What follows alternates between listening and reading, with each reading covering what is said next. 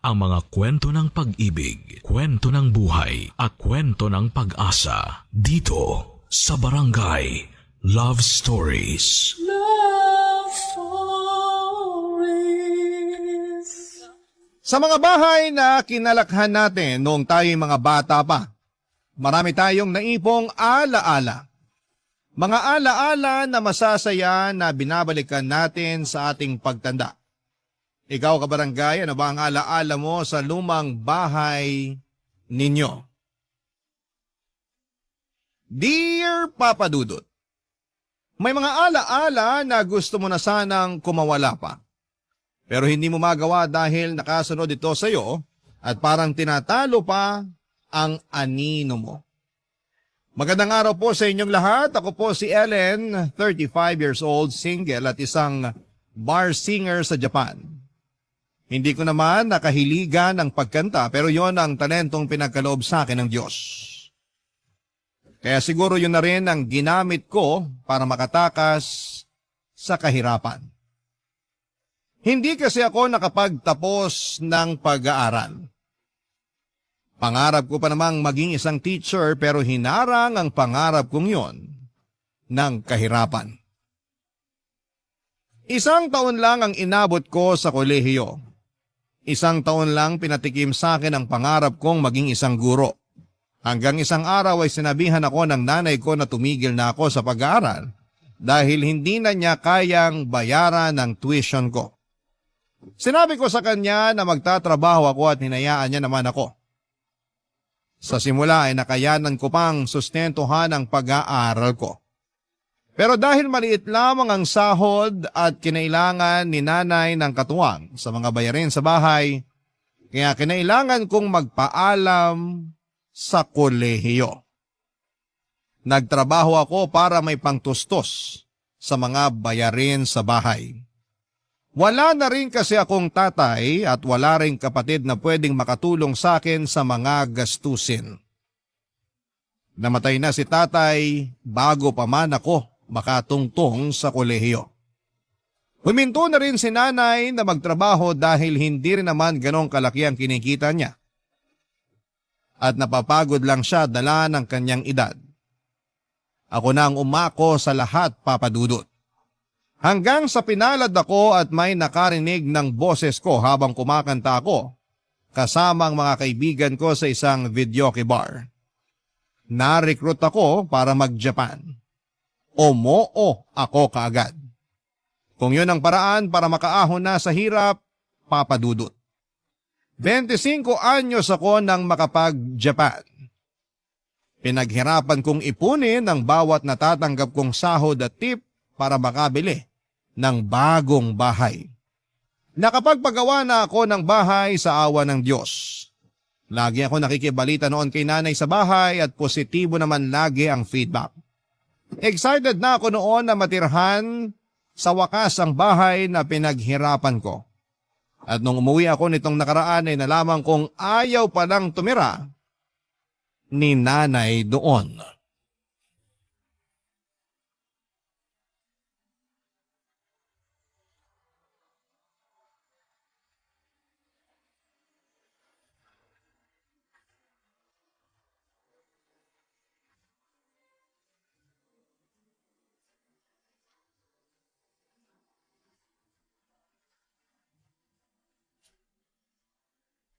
Bakit ba nakasimangot ka riyan?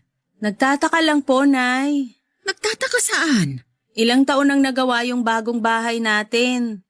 Pero hindi ko maintindihan kung bakit hindi pa rin kayo lumipat doon habang nasa Japan ako. Nakatamaran ko na sigurong maglipat. Pag may pinaplano kasi ako, sinusumpong ako bigla ng rayuma o kaya may hindi magandang nangyayari. Lagi na lang po ba? Ilang taon na yung dumaan. Wala kahit isang araw na swerte at maayos ang kalagayan nyo para makalipat? Wala rin akong kasama na mag-aasikaso. Ang tita Net po, nasa kabilang bahay lang siya. Pwede naman siyang mapakiusapan para makapaglipat na tayo. Ayoko nang abalahin pa ang tita Net mo. Busy na rin yun sa mga apo niya. O ikaw ba? Anak, kailan mo ba ako bibigyan ng apo? Nay, wag nating ilihis ang usapan. Maghahanap ako na maglilipat ng mga gamit natin habang hindi pa ako bumabalik ng Japan. Huwag ka nang mag-abala. Ako na lang ang mag-aasikaso. Magpahinga ka na lang at sumama sa mga kaibigan mo rito sa Pinas. Magkumustahan kayo. Ako nang bahala rito sa bahay. Lagi niyong sinasabi na kayo na ang bahala pero nung hinayaan ko kayo, parang wala naman nangyari. Hindi ko lang talaga maharap dati. Kahit magtanong ka pa sa mga kapitbahay natin. Nasasayang lang kasi yung pinagawa kong bahay doon. Baka mas mauna pang tira ng mga ligaw na kaluluwa.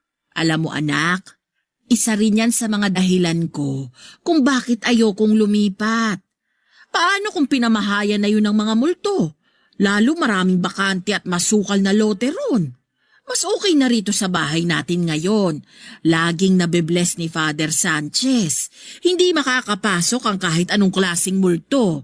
Kahit mayamang multo pa yan. Di ipabless natin kay Father Sanchez yung pinagawa kong bahay. Hindi kasi lumalayo ng binibless na bahay si Father Sanchez. Yung malapit lang ang gusto niyang i-bless na bahay. May katandaan na rin kasi. Hindi na kayang bumiyahe. Kung ganun, maghanap tayo ng pari na malapit lang dun sa bahay at bata pa. Pwede na po ba yon? Pag lumipat tayo, mamamahay ako. Matagal pa naman bago ako masanay. Kung lumipat na sana kasi kayo noon, di sana sanay na kayo't hindi na po problemahin kung mamamahay kayo ngayon. Malungkot dun, sigurado ako. Mag-isa lang ako. Buti sana kung hindi ka na babalik ng Japan para kasama kita ron. Tignan mo nga. Isang buwan na lang, babalik ka na naman sa Japan, maiiwan na naman akong mag-isa. Marami kayong makikilalang kapitbahay doon. At saka pwede kong pakiusapan lagi si Tita Net na dalawin kayo. Ako na magbabayad lagi ng pamasahe at pagkain niya. Para may kasama lang po kayo habang nasa Japan ako. Sabi ko nga, wag mo nang abalahin pa ang Tita Net mo. Nagbibigay lang po ako ng mga pwedeng solusyon para matapos na yung mga rason nyo kung bakit ayaw nyo pa rin lumipat dun sa bagong bahay natin. Ang dami kasing dapat isaalang-alang. Hindi basta-basta ang paglilipat. Kaya nga nagmamadali akong makauwi dito sa Pilipinas para matulungan na kayo sa pag-aasikaso sa paglilipat. Hindi na ako masaya na hindi pa rin kayo lumilipat. Ilang taon ko na kayong pinagbigyan, Nay. Ako naman ang pagbigyan nyo ngayon. Nasasayang lang yung upa dito sa bahay. Yung upa na ginagamit ko galing sa pensyon ko at hindi galing sa padala mo. Lahat ng pinapadala mo napupunta lang sa pagkain ko at ibang pangangailangan. Yung karamihan, nasa bangko, hindi ko ginagalaw. Kaya nga sayang naman na napupunta lang sa upa yung pension nyo. Sana pinangbibili nyo na lang ng mga gusto nyong gamit o panlibre kay Tita Net kapag sinasamahan niya kayo. Ang daming pwedeng gawin sa pensyon nyo, Nay. Wag na sana upa rito sa bahay kasi may sarili na tayong bahay.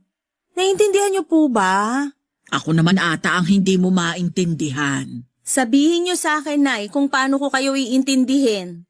Kasi hindi ko talaga maintindihan kung bakit mas pinipili nyo pa ring manirahan dito sa lumang inuupahan natin. Puro nasira, mainit na at masikip. Ang laki ng bahay na pinagawa ko para sa inyo. Hindi mo talaga ako maintindihan. Umiling si nanay at saka ako iniwan para pumasok sa kanyang kwarto. Napansin kong nagtampo na siya, Papa Dudut, kaya hindi ko na inulit ang pangungulit ko sa kanya na lumipat na. Malit lang ang inuupahan naming bahay na yon at sakto lang para sa aming dalawa at minsan ay kulang pa. Hindi papasok ng bisita dahil masyadong masikip para malakaran. Doon na unang tumira si nanay at tatay bago pa man din ako isinilang. Nasanay na ako roon noong bata pa lamang ako hanggang bago ako mapadpad sa Japan. Alam ko ang bawat karupukan ng bahay na yon. Yon nga ang isa sa mga naging dahilan ko para magsumikap sa ibang bansa. Gusto ko na ng komportable, maluwag at magandang bahay. Nakapagpagawa naman ako at nakuha ko ang pangarap kong bahay. Pero tila naging hadlang si nanay para maranasan ko yon. Nagsinungaling noong una si nanay sa akin, ang sinasabi niya ay doon na siya tumitira sa bagong bahay namin. Pero paminsan-minsan daw ay bumabalik siya sa inuupahan at luma naming bahay kapag gusto niyang makasama sina Tita Net. Noong una hindi ko naman yon pinagbabawalan dahil gusto ko rin namang may nakakasama si nanay. Pero nalaman ko lang na hindi pala totoo yon. Ni minsan na hindi pumunta si nanay para matulog doon sa bahay na pinagawa ko. Totoong pinupuntahan niya pero para lang linisan kapag napupuno na ng alikabok o di naman kaya kapag kakatapos ng bagyo. Pero hindi siya nanatili roon ng isang buong araw o isang buong gabi man lang. Kaya nagpasya na akong umuwi muna ng Pilipinas para makumbinsi siyang lumipat na. Kinausap ko na rin ang 55 anyos na tiyaheng kong si Tita Net tungkol sa bagay na yon.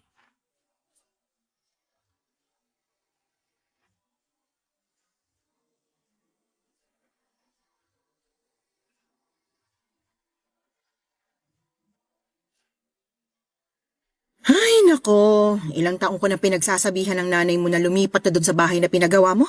Aba, kaswerte na nga niya at maraming naghahangad ng sariling bahay. Pero siya naman tong tumatanggi ron. Hindi niyo po ba siya makumbinse para makalipat na bago ako bumalik ng Japan? Nako, ang problema riyan, kahit makumbinsi mo siyang lumipat doon, baka bumalik siya ulit sa dati niyong bahay kapag nakaalis ka na ng Pinas. Kilala ko ang nanay mo. Alam kong gagawin niya yon. Kilala ko rin po ang nanay ko at tama kayo. Gagawin nga niya yon. Ilang taon din niya akong pinaniwala noon na doon siya nakatira sa pinagawa kong bahay. Kung hindi ko pa kayo kinausap, hindi ko pa malalaman. Ayoko nga sanang sabihin sa'yo dahil ayoko namang makialam sa buhay niyo mag-ina eh. Pero dapat na rin matauhan ang bahay niyo. Hindi naman sa dinadalangin, pero paano kung may masasamang loob at pag nakawan yun? Lalo't walang nagbabantay. Madali lang matiktikan, ha? Isa nga rin yan sa kinatatakutan ko. Sinabi ko na yan kay nanay. Anong sabi niya? Mas lalo raw niyang ayaw lumipat dahil baka pag nanakawan daw yung bahay naming yon, baka pati siya mapano.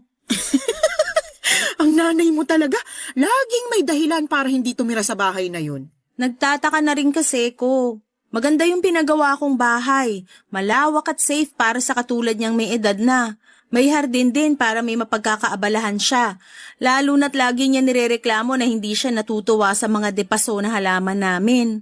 Gusto raw niya malawak na hardin. Yun naman yung binigay ko. Pero ayaw pa rin niyang tumira doon. Kung di pa yun maasikaso, baka pati ahas at daga maligaw na rin doon. Paano ko pa makukumbinsi si nanay, Tita Net?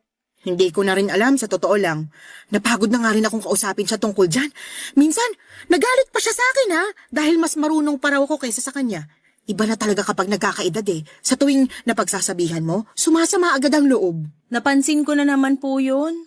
Nagtampo nga rin si nanay sa akin nung isang araw nung kinausap ko siya tungkol sa paglipat.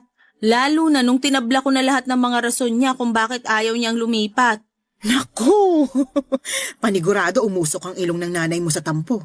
Ayaw pa naman nun na hindi mo iniintindi ang mga rason niya kahit gaano pa yung kabaluktot. Huwag mo akong isusumbong ha. Kaya nga, hindi ko na rin alam ang gagawin. Gusto ko na rin tumira ron, lalo na ngayong nagbabakasyon lang ako. Pero hindi ko naman siya magawang kumbinsihin na samahan ako dun sa bagong bahay. Ayaw talaga niya. Sabi pa niya, kung gusto ko raw, ako na lang matulog dun mag-isa. Siyempre ayoko naman. Nakakakonsensya kaya. Habang maayos ang tutulugan at kabuuan ng bahay ko, si nanay naman nagtitiis sa sira-sirang inuupahan naming bahay. Gets niyo naman ako, Tita Net, di ba? Naiintindihan kita, maniwala ka. Pero naiintindihan ko rin ang nanay mo. Paano po? Pag nagkakaedad ang isang tao, mas lalo siyang nagiging sentimental sa mga nakasanayan niya sa paligid niya. Lalo ng mga bagay na nagpapaalala sa kanya sa nakaraan. Pakiramdam kasi nila, yun lang ang daan para mabalikan nilang nakaraan. Pakiramdam niya, dun sila mas masaya. Pero mas masaya naman yung ngayon. Lalo't nakakaangat na kami sa buhay, hindi kagaya ng dati. Totoong mas nakakaangat na kayo kaysa noon. Pero kung papapiliin ng nanay mo? Malamang mas pipiliin niyang nakaraan kung kailan buhay pang tatay mo at kasama ka pa niya lagi at inaalagaan sa lumang inuupahan niyo. Natahimik ako sa huling mga sinabi ni Tita Net. Nakonsensya ako bigla. Paano kung totoo na mas masaya si nanay sa nakaraan dahil buo kaming pamilya? At nakakasama pa niya ako lagi. Hindi ko naisip yon. Kaya lang ay paano ko siya makukumbinse na tapos na ang nakaraan. At pwede na kaming bumuo pa ng mas masayang ala-ala sa kasalukuyan. Kahit marami nang nagbago sa paligid namin. Mukhang mahirap yon, Papa Dudut, ayon nga rin kay Tita Net. Sa nakaraan madalas komportable ang mga matatanda. Lalo na yung mga nanay. Dahil sa nakaraan, pakiramdam nila ay may silbi pa sila. Kahit na hindi naman yun totoo, minsan daw o madalas ang mga tumatandang nanay ay nagiging emosyonal. Lalo kapag may sariling buhay na ang mga anak nila. Mga anak na minsang inalagaan at naging dependent sa kanila. Kaya naman masakit sa loob ko marahil ni nanay sa pagbabago na gusto ko. Dahil pakiramdam niya, mas lalo lang nawawala ang alaala ng pagkabata ko sa kanya. At dahil nga sa mga naging usapan namin ni Tita Net ay naliwanagan ako kahit papaano sa sitwasyon ni nanay. Pero hindi pa rin nagbabago ang desisyon kong lumipat pa rin kami sa pinagawa kong bahay dahil yun naman ang tama. Oras na para sa pagbabago. Pero ang tanging magagawa ko lang noon ay dahan-dahanin si nanay sa proseso. Hindi yun madali para sa kanya. Yun ang na-realize ko. Kaya ako dapat ang mag-adjust. Hindi ko lang alam kung papaano. Dahil minsan ay mahina ang pasensya ko sa mga makukupad sa pagbabago. Pero nanay ko naman yon. Baka humaba pa ang pasensya ko sa kanya basta't lagi ko lang tatandaan na malaki ang naging sakripisyo niya para sa akin.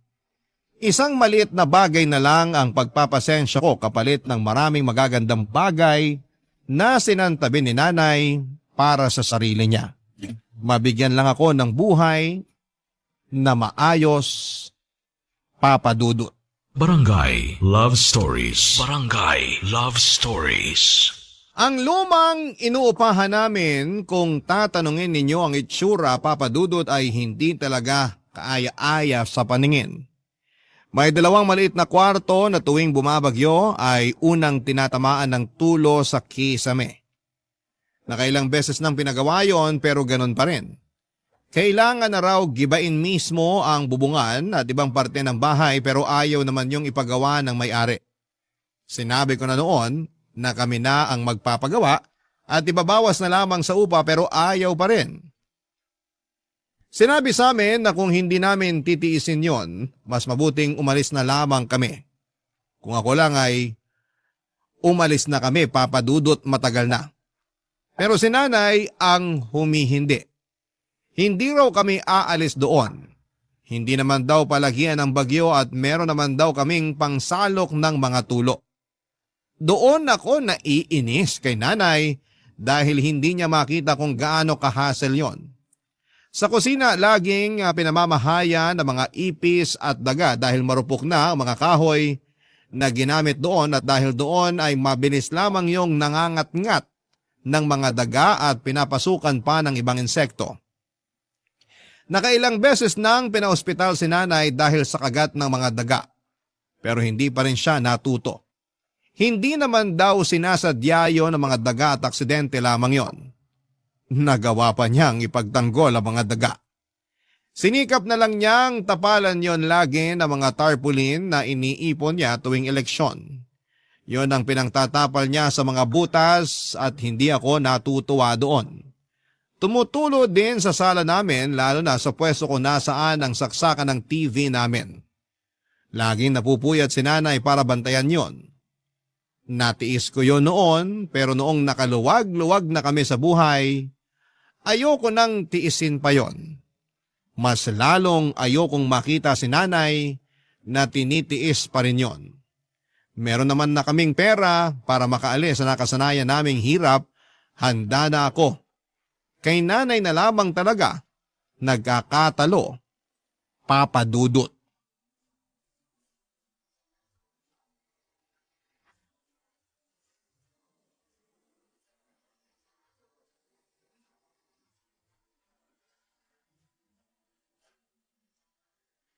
Bakit ka natutulog dito sa sala? Ang daming lamok dito ah. Tumutulo na naman sa kwarto ko, Nay. Naku, bakit kaya? Hindi naman bumabagyo. Sakto lang ang buhos ng ulan.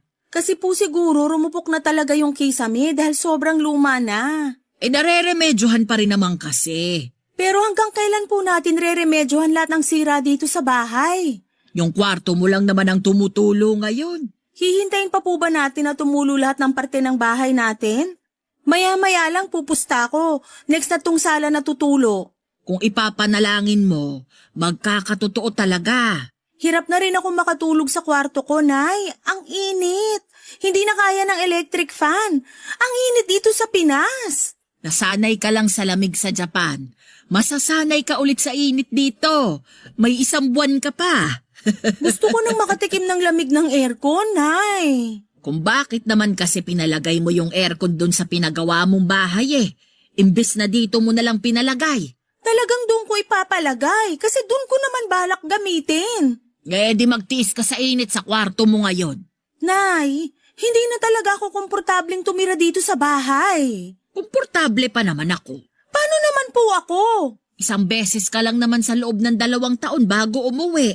Tiisin mo na lang. Hindi ko na dapat tiisin to kasi nakapagpagawa na ako ng bahay na magiging komportable tayo pareho. Para saan pa lahat ng pinaghirapan ko sa Japan kung hindi naman magiging maginawa ang pagstay ko dito sa Pinas? Parang walang nangyari. Parang balik hirap uli. Paanong walang nangyari? Naipagawa mo na nga yung kusina natin dito. Hindi na sinisira ng mga daga. Opo, kasi sa likuran ng kwarto nyo naman ngayon dumadaan yung mga daga para manira doon. Nagtatago lang sila ron. Hinahabol kasi ng mga pusa. Bakit kaya ayaw nyong tumira sa bahay na walang daga, no? Hindi naman nananakit ang mga daga. Pero may naitutulong ba sila sa atin? Nakakatulog ako ng maayos sa kwarto ko. Parang pugo ng kwarto nyo, Nay. Mas mainit pa kaysa sa kwarto ko. Pag pumapasok ako doon, para akong ensaymada na mina-microwave. Ako naman ang natutulog sa kwarto ko. Komportable ako roon kahit mainit. Sanay na ako. Hindi nyo naman kasi kailangang masanay sa ganun. Subukan lang nating matulog 1 gabi dun sa pinagawa kong bahay. 1 gabi lang, para makita nyo ang kaibahan. Matanda na ako masyado para masanay sa mga bago. Hindi na natin pwedeng gamitin yan, Nay. Kaya nga ako nagtrabaho sa Japan para makapagbigay ng magandang pagbabago sa inyo. Ayoko nang nakikitang napeperwisyo kayo tuwing tag-ulan dito sa bahay. Ako yung napapagod sa kakareklamo nyo sa mga tulo sa kisame. Pati yung mga saksakan na hindi na gumagana dahil laging pinapasukan ng tubig at mga insekto. Ako yung natatakot para sa inyo. Paano kung isang araw hindi nyo mabantayan yung mga saksakan natin? Pwedeng pagmulan nyo ng sunog. Mabilis lang ako makaamoy ng usok kahit natutulog ako. Huwag mo na akong problemahin. So mas gusto nyo na paghandaan na lang lagi ang sunog dito sa bahay? Aasahan nyo na lang lagi? Ni hindi nyo man lang gustuhin na tumira sa bahay na hindi basta-basta pagmumula ng sunog o kahit anong disgrasya? Wala namang nangyaring ganyan dito sa bahay mula nang umalis ka papuntang Japan. Nabantayan ko ng maayos tong bahay. Di sana pala, di na lang ako nagpagawa ng bahay natin. Sinasayang nyo lang yun. Ang daming gustong magkaroon ng sariling bahay pero kayo mas gusto nyo pa dito. Mas gusto nyo pang nagbabayad ng upa sa bahay na dapat hindi na nga ginagawang bahay. Dala siguro ng kawalan ko ng maayos na tulog kaya nasagot ko si nanay ng ganon. Hindi ko naman yon sinasadya, Papa Dudut. Napuno na lamang din ako kung paano niya sabihin ang mga rason niya. Ang dami ng negatibong nakikita sa bawat sulok ng inuupahan naming bahay pero nagagawa pa rin ni nanay na makitang maganda ang mga yon. Alam kong sinasabi niya lamang yon, Papa Dudut, dahil ayaw niyang lumipat kami ng bahay. Hindi naman na nakipagtalo pa sa akin si nanay, Papa Dudut. Pinasok na lamang niya ang kwarto ko at doon ay nagbantay ng tulo. Nilabas niya ang isa sa arenola na ginagamit lang kapag may tumutulo sa bahay. Sinabi niyang doon muna siya matutulog sa kwarto ko para makapagtapon ng mga maiipong tulo sa kisame. Hinayaan ko na siya para hindi na kami magtalo pa at para makita niya kung gaano kahasel ang bahay na sira na. Kilala ko naman si nanay bilang isang taong mahirap mag-let go. Mula sa mga tao sa buhay niya hanggang sa mga pinakalumang garapon ng mayonnaise. Hindi niya yon tinatapon dahil ang rason niya ay may paggagamitan pa naman daw. Pero lumipas na ang ilang dekada ay hindi pa rin niya alam kung saan niya gagamitin ang ilang karton ng garapon ng mayonnaise na naipon niya. Sinabi kong ipagbili na lamang niya sa mga nangangalakal pero sinabi niyang mas mapapakinabangan niya raw yon. Pero halos bumagsak na ang isang cabinet namin kung saan nakalagay ang mga inipon niyang garapon ng mayonnaise. Ay hindi pa rin niya yon nagagamit. Sa pagkakatanda ko, papadudot buhay pa noon si tatay nang itambak ni nanay ang mga garapon na yon sa aming cabinet. Kinabukasan habang nagkakape ako sa kusina, nilapitan ako ni nanay para ipakita ang mga lumang gamit na tinatago niya. Binida niya lahat ng alaalang meron ang bawat gamit na pinapakita niya.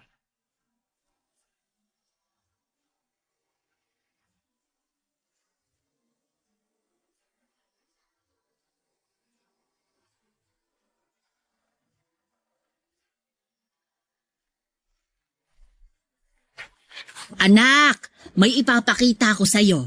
Ano po yon? Tignan mo tong karton na bitbit ko. Oy, teka, ilalapag ko lang sa mesa. Wag naman sa mesa, Nay. Ang daming alikabok niyan eh. Sa upuan na lang, please. Mahina po yung ilong ko sa alikabok. O sige, teka. Matutuwa ka rito sa mga ipapakita ko sa'yo. Mga garapon po ba ng mayonnaise yan? Naku, hindi!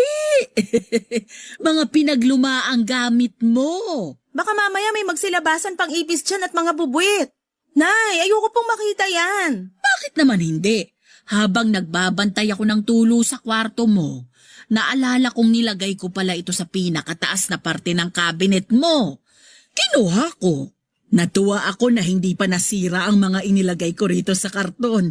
Nakakapagtaka nga. Halos lahat ng gamit ko sa kwarto nasira na dahil sa mga tulo sa kisame. Himala na nakasurvive yung laman ng karton na yan. Siniksik ko talaga sa dulo ng cabinet itong karton, kaya hindi naapektuhan ng mga tulo sa kwarto mo. Pag hindi na mapapakinabangan at makakadagdag lang po ng kalat dito sa bahay, ibigay na lang sa mga nangangalakal o kaya itapon na lang. Ay, hindi pwede! Bakit ko naman itatapon tong unang tsupo na ginamit mo? Regalo sa'yo to ng tita net mo. Binili niya sa unang sahod sa unang trabaho niya. Ang cute! Sige na nga, itago po natin yan. O, andito pa rin ang pusod mo. Nakasiksik sa lumang medyas mo nung bata ka. Tinago niyo talaga yan, Nay? Pampaswerte raw kasi ito, lalo kapag binitin sa kisame. Kaso laging tumutulo sa kisame natin, kaya itinago ko na lang sa medyas mo. Sa kapaalala ito na minsang koneksyon nating mag-ina. Paalala ito na galing ka sa akin.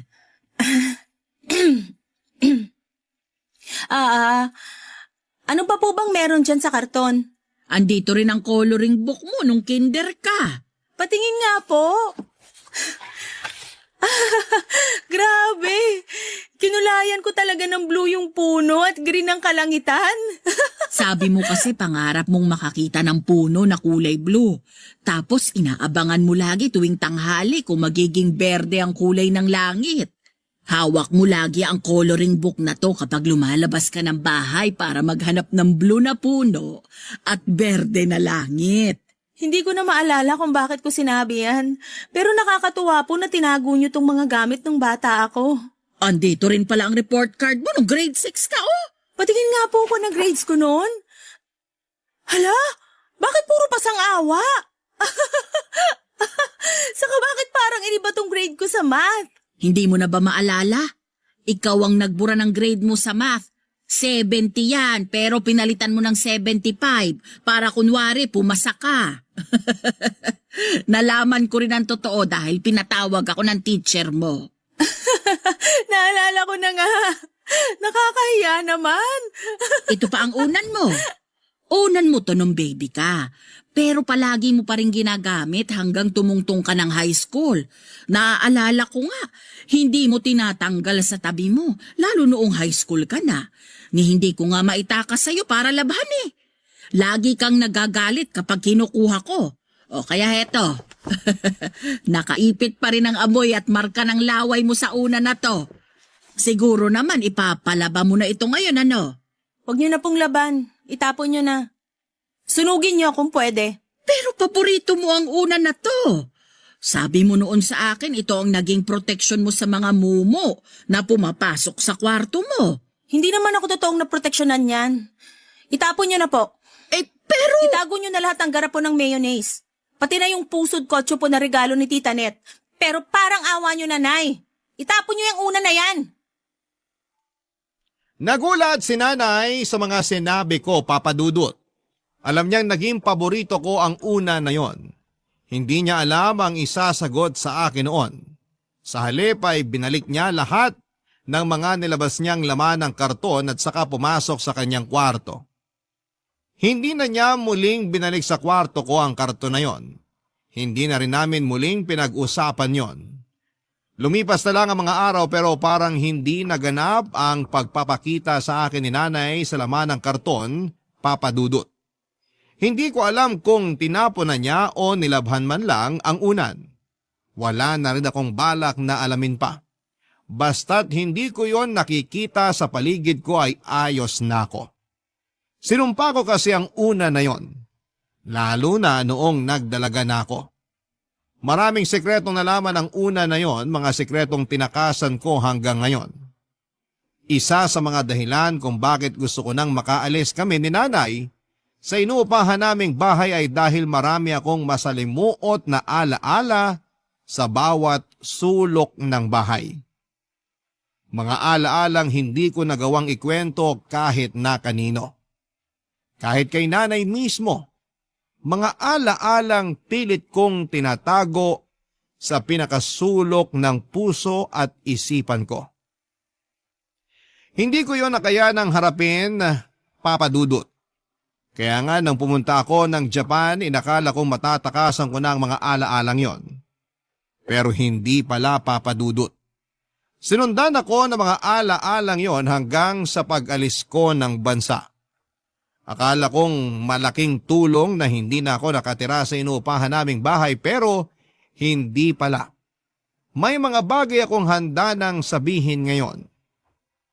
Sa susunod na parte ng kwento ko, sisiguraduhin kong maiintindihan ninyo kung bakit kating-kati akong lumayas sa inuupahan naming bahay ni nanay ng mga panahong yon.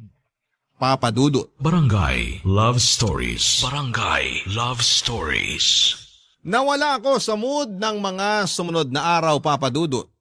Dala yon ng mga nagsidagsaang mga alaala na nakabalot sa una na ipinakita sa akin ni nanay. Ilang gabi na akong hindi makatulog dahil dinadalaw ako ng mga hindi magagandang panaginip tungkol sa nakaraan ko. Mga panaginip na binalikan ako dahil hindi ko nagawang kumprontahin. At nang mga oras na yon ay para akong inuusig para sa wakas ay harapin na. Pero hindi ko kaya. Muli na naman akong nagtago. Nagpaalam ako kay nanay na roon muna tutuloy sa pinagawa kong bahay. Nagbaon ako ng mga kailangan ko para sa ilang araw na pananatili ko doon. Iniisip ko na baka sakaling makatulong kung lilipat ako ng bahay para hindi na ako mahanap ng mga nakakatakot na alaala ko sa nakaraan. Dahil masyado ng maraming sakit ang dinulot sa akin ng lumang bahay namin. Hindi ko na kayang balikan lahat ng yon.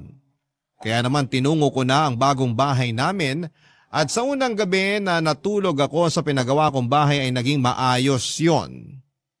Kinabukasan habang naglilinis ako ng kusina ay bigla na lamang ako nagkaroon ng flashback.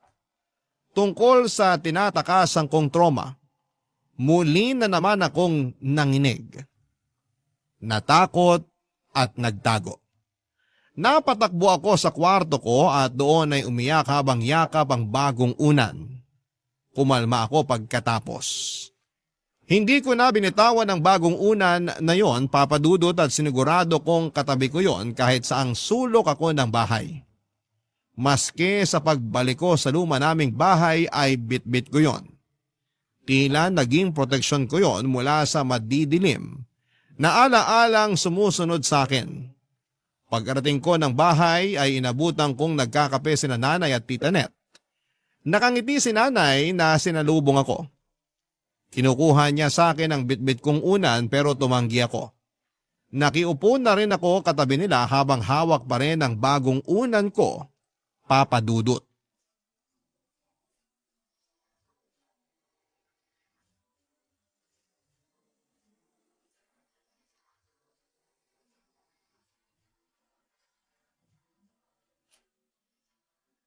Ayaw mo talagang bitawan muna ang unan mo, anak?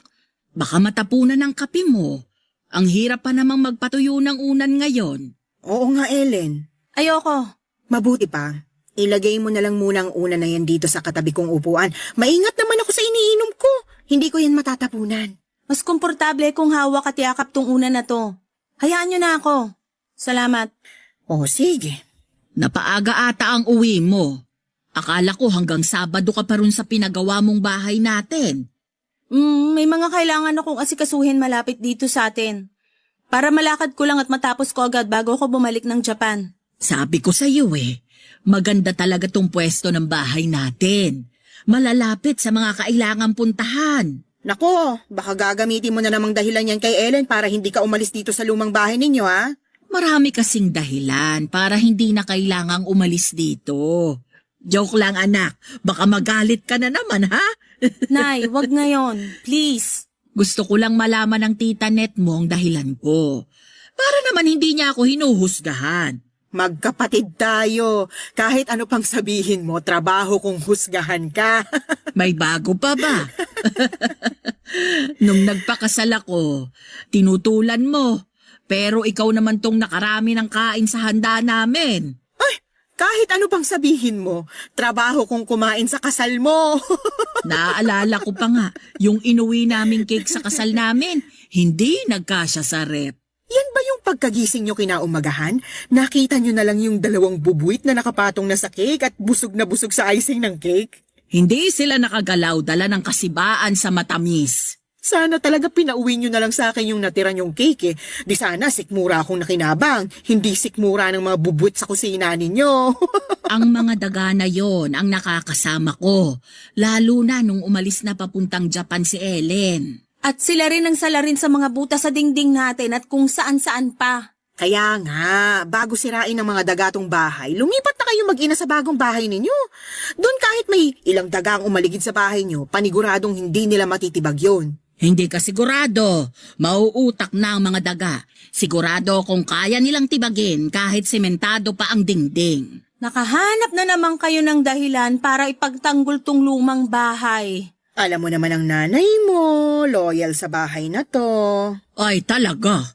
Nung walang-wala kami, ito ang sumaklolo sa amin. Napag-aral ko hanggang first year college si Ellen. Dahil mura lang ang upa namin dito. Hindi nyo na ako pinag-aaral, Nay. Kaya wala na kayong ibang dahilan para manatili rito. Doon na tayo sa bagong bahay, wala nang babayarang upa. Kung gusto nyo pa rin may paglaanan sa pensyon nyo, kayo na magbayad ng kuryente at tubig. Basta makalipat lang tayo. Oo nga naman, tama talaga tong anak mo eh. Hindi na practical na tumira dito. Baka 2 taon na lang, mapulbos na lang to ng mga daga. Ang daming naghahangad ng sariling bahay na maayos, bakit tumatanggi ka pa? Trabaho mo rin bang pakialaman ng mga desisyon ko? Namula ang pisngi ni Tita Net sa mataray na pagkakasagot ni nanay sa kanya. Hindi na nga nito tinapos ang kape niya, Papa Dudut. Nagkunwari na lamang siya na may aasikasuhin pa sa bahay. Nagpaalam na ito sa akin at hindi na kinausap pa si nanay. Habang inaayos ni nanay ang pinagkapihan nilang magkapatid ay nakaupo pa rin ako habang yakap ang unan ko. Hindi rin ako kinausap ni Nanay Papa Dudut. Nanatili siyang tahimik hanggang sa paghuhugas ng mga tasang ginamit nilang magkapatid. Nagtungo ako sa kwarto ko, bitbit ang bagong unan ko. Hindi ko may paliwanag ang nararamdaman ko noon at halos 2 linggo na lamang ay babalik na akong muli sa Japan. Pero wala pa ring progress pagdating sa pagkumbinsi ko kay nanay na lumipat na kami. Nakahanda na roon sa bahay namin ang mga bagong gamit. Kompleto na lahat ng mga appliance. Mga appliance na matagal na niyang hinihiling kay tatay noong nabubuhay pa ito. Binigay ko naman pero bakit parang nawala na ang pangarap niyang yon? Nakatulugan ko na ang kakaisip sa kung paano pa makukumbinse si nanay na lumipat na hanggang sa naklakbay ang isipan ko patungo sa isang nakaraan na pilit kong tinatalikuran. Nanaginip ako. Nasa kwarto raw ako noon natutulog at naririnig ko ang pagtatalo ni nanay at tatay dahil natanggal sa trabaho si tatay. Niyakap ko ang lumang unan ko. Ang unan na nakasilid sa karton na ipinakita sa akin ni nanay. Niyakap ko yon na para bang nakadepende roon ng proteksyon ko. Hanggang sa biglang nagbukas ng dahan-dahan ng kwarto ko. Hindi ako lumingon. Alam ko na kung ano ang iniluwa ng pintuang yon. Napahigpit muli ang yakap ko sa lumang unan, Papa Dudut. Hanggang sa bigla na lang akong nagising at napasigaw. Doon na pumasok si nanay sa kwarto ko. Nanginginig ako noon habang yakap ang bagong unan ko, Papa Dudut.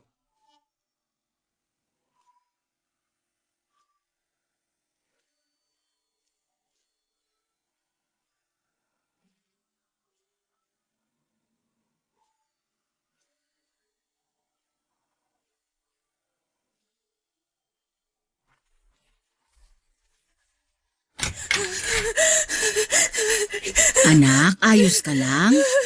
Anong nangyari? Bakit ka sumigaw? Masamang panaginip! Masamang panaginip! Nandito na ang nanay. Panaginip lang yon. Walang mangyayaring masama.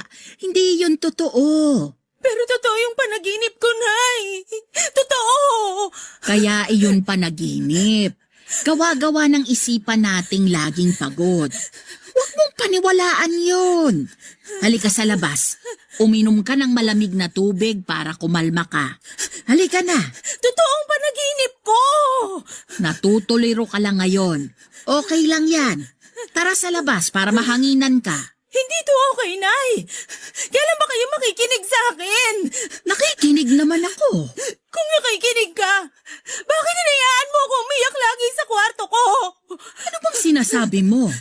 Nung bata ako, alam ko naririnig mo akong umiiyak. Siguro. Oo. Hindi ko na matandaan. Alam mo naman ang nanay. Maraming inaasikaso, lalo na nung nawala ng trabaho ang tatay mo. Hindi na kita nabantayan o napakinggan. Pasensya ka na ha. Gusto mo bang pag-usapan? Ang tagal ko nang gustong pag-usapan, Nay. Pero lagi niyo lang ako hinahayaang magkulong sa kwarto. Gusto kong bumawi sa iyo ngayon. Kung ano man yung pagkukulang ko. Kausapin mo ko. Ibibigay ko lahat ng kailangan mo. Gusto ko nang umalis dito. Parang awa niyo na, umalis na tayo rito. Anak, wag muna kaya nating pag-usapan yan. Ito ang kailangan ko, Nay. Kala ko ba ibibigay niyo ang kailangan ko? Kailangan na nating umalis sa bahay na to. Bakit ba nagmamadali kang umalis? Minamadali po ba kita? Kasi ilang taon na ako nangungulit sa inyo na lumipat na kayo dun sa bagong bahay para makapagsimula na tayo ng bagong buhay natin. Bakit ba kailangan baguhin ang buhay natin? Masaya naman tayo sa ganito. Sa dati. Kayo lang! Hindi ako naging masaya sa bahay na to! Dahil masyado ng maganda ang tinirhan mong bahay sa Japan. Dahil mas matibay ang pinagawa mong bahay kaysa rito. Baka nakakalimutan mo. Malaki ang naiambag nito sa buhay mo. Kung alam niyo lang kung ano pang naiambag ng bahay na to sa akin, maintindihan niyo kung bakit gusto ko na itong sunugin. paalalang ginawang masama sa'yo ng bahay na to para pagsalitaan mo ng ganyan? Siguro nga hindi tong bahay na tong nakagawa ng masama sa akin, pero yung taong tumira dito, meron! Anong ginawa ko sa yung hindi maganda? Bukod sa hindi kita pinuntahan nung umiiyak ka sa kwarto mo. Sabihin mo sa akin lahat para bago ka bumalik ng Japan, matapos na tong nararamdaman mong hinanakit sa akin at sa bahay na ito. Nay! Nay! Pinagsamantalahan ako ni tatay! Ano? Bawat sulok ng bahay na to sa tuwing umaalis kayo para magtrabaho. Doon ako sinisimulang pagsamantalahan ni tatay. Kung gumagawa ka lang ng kasinungalingan para makalipat na tayo ng bahay, tigilan mo yan.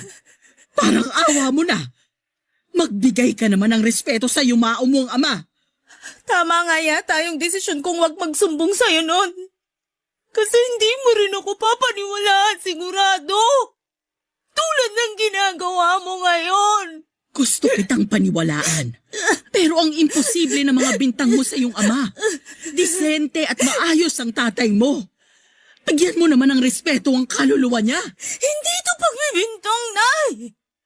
Totoo lahat. Hindi mo alam kung ilang dekada kong tiniis lahat ng masasamang panaginip ko tungkol kay tatay. Kung paano ako laging kinakabahan sa tuwing may nagbubukas ng pintuan ng dahan-dahan. Hindi niyo alam. Hindi niyo alam na halos magdugo na yung mga mata ko sa kakapuyat para makapag-ipon, para makapagpagawa na tayo ng bahay at makaalis na sa bangungot na bahay na to. Hindi niyo alam. Kasi parang wala na ba kayong pakialam? Anak! Sa kusina. Doon niya ako unang pinagsamantalahan. Hinawakan niya yung hita at balakang ko, tapos pinilit niya yung sarili niya sa akin. Tinakot niya ako. Papatayin daw tayo ni tatay kapag nagsumbong ako, kapag hindi ako pumayag. Kaya wala akong nagawa. Wala naman akong kasama kasi lagi kang wala. Pumayag ako. Sa mesa sa sala yung sumunod. Sa banyo rin nung minsan nagluluto kayo sa kusina. Sinubukan ko wagpasak lolo pero nilakasan ni tatay yung tubig sa gripo. At madalas sa kwarto na to. Tuwing madaling araw.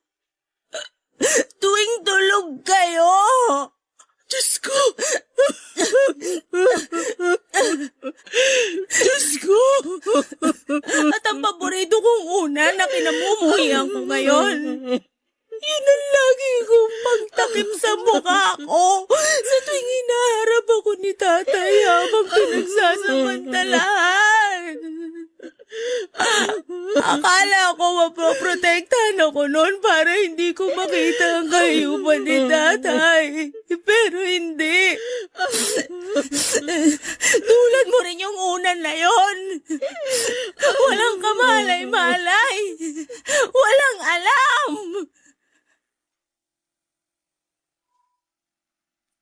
May mga ala-ala na gusto mo na lang sanang kumawala pero hindi mo magawa dahil nakasunod ito sa iyo at parang tinatalo pa ang anino mo. Niyakap ko ng mahigpit ang bagong unan ko at hinayaan kong tumulo doon ang mga luha kong matagal nang pinipigilan. Hindi malaman ni nanay ang gagawin noon at palakad-lakad siya habang kagat ang kanyang mga daliri. Alam kong ikinabigla niya ang mga revelasyon ko, Papa Dudut, hanggang sa bigla na lamang siyang lumabas ng bahay. Nilabas lahat ng mga bag namin at siniksik doon ang mga damit ko, Papa Dudut. Nagtaka ako. Nang mapuno niya ang dalawang malaking bag na mga damit ko ay sa kanya ako niyakap at sinabing aalis kami sa bahay na yon. Tinulungan ko siyang mag-impake ng mga damit niya. Iniwan namin ang mga lumang kagamitan namin, kabilang na ang lumang unan ko Oras na para makapagsimula ng bago. Yun ang sinabi ni nanay. Si nanay na sa una ay natakot sa pagbabago pero kinaya niya para sa kapakanan ko. Alam ko naging mabigat para kay nanay ang mga inamin ko, lalo't alam kong minahal niya ng totoo si tatay. Hanggang sa huling hininga nito. Pero minsan matatapos na lamang ang pagmamahal na yon kapag nalaman mo ang kadilimang bumabalot sa taong yon. Nakalipat kami kaagad sa pinagawa kong bahay. Sa bagong bahay na yon kami nagsimula, Papa Dudut. Pinasya ko na ring huwag na munang bumalik ng Japan at makasama muna si nanay. Parehas kaming kailangang hilumin ang naging sugat na dala ni tatay sa buhay namin. Magsisimula kami, magsisimula ulit. Wala na ang anino na mga masasamang nangyari sa lumang bahay dahil sa wakas, nakatakas na kami doon. Nakatakas na kami mula sa mga multo ng nakaraan at matagal kong inasam yon. Sa ngayon, Papa Dudut, ay kapwa kami nagpapaterapi ni nanay dahil sa mga trauma na inabot ko sa aking ama. Kinailangan namin ng mga makakatulong sa aming sitwasyon para hindi na kami dalawin pa ng mga nakakatakot na pangyayaring yon. Kaya sana para sa lahat ng mga inabuso ay magawa ninyo sanang makatakbo palayo sa mga taong gumawa niyan sa inyo at makakapamuhay kayo sa mas maayos na lugar. Kasama ang mga taong mahal kayo at bibigyan kayo ng proteksyon. At ang pangako, hindi na mauulit ang naranasan ninyong kadiliman. Hanggang dito na lamang po ang aking liham, Papa Dudut, naway nakapaghatid po ito ng aral at ng lakas para sa mga katulad kong may pinagdadaanan. Muli maraming salamat sa pakikinig. Ang inyong kapuso at kabarangay forever, Ellen. Barangay Love Stories. Barangay Love Stories. Napakasakit na nangyari kay letter sender. Pero buti sa uli, naging maayos pa rin ang buhay niya. Anong say mo sa Barangay Love Stories na ito? Pagkwentuhan natin sa comment section yan. Nagustuhan ng iyong napakinggan? Ituloy yan via live stream sa www.gmanetwork.com/radio. Barangay LS in Mega Manila 97.1. Forever.